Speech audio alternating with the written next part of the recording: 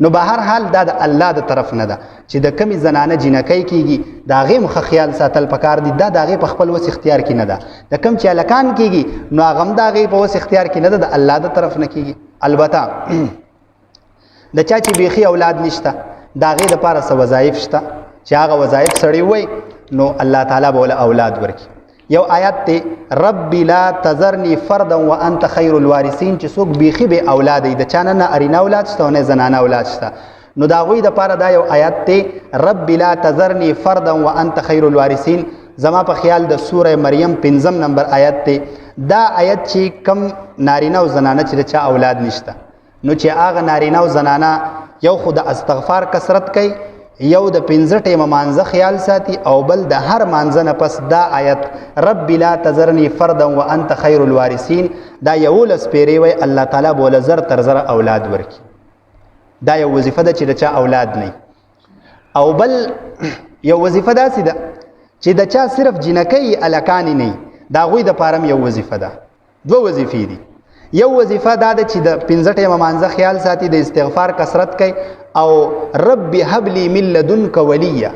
رب هب لی من لدنک ولیا د سوره انبیاء 91 نمبر 89 نمبر آیت ته رب هب لی من لدنک ولیا چې دا د هر مانځنه پس 11 پیری وای د استغفار کثرت کوي او د مانځه خیال ساتي 15 ټیمه مونږ کوي خزه او خاوند دواړه نو د دوی له الله تعالی نارینه اولاد ورکي. او یو طریقه او وظیفه بل ده طریقه هم ده وظیفه هم ده هغه دا ده چې د کمی زنانه نارینه اولاد نه نو دا دی هر ورځ 3 کیلې سحر او 3 کیلې ماښام دا دی خوري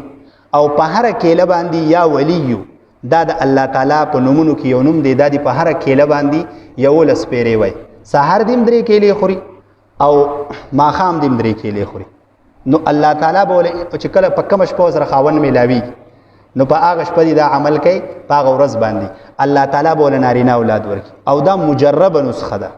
نو چې کومه زنانه چې کمی درې نشي خوړی هغه خو یو خوري خو چې کومه زنانه دا عمل شروع کی ان شاء الله الله تعالی بوله نارینه اولاد ورکي. اوس په دې کې یو خبره بل راځي اکثر بهر خلک دا خبره کوي زمونږ په دې معاشره کې خیر هغه خلک نشته خلک وایي دا وظیفه په کم حدیث کې راغلی ده نو د وظیفو د پاره دا ضروری نه ده چې هغه په حدیث کې راغلی. نبی علی السلام چې کله نبوت وته میلاو شو نو نبی علی السلام ته بعضی صحابه رااله او هغه ته وی چې اے د الله رسوله ستاسو د نبوت نمخ کې د جاهلیت په زمانه کې به مونږ په خبرو باندې خلک دموله دسی دمونه چې مونږ به خلک دموله نو پاغه سره هغه خلک خکېدا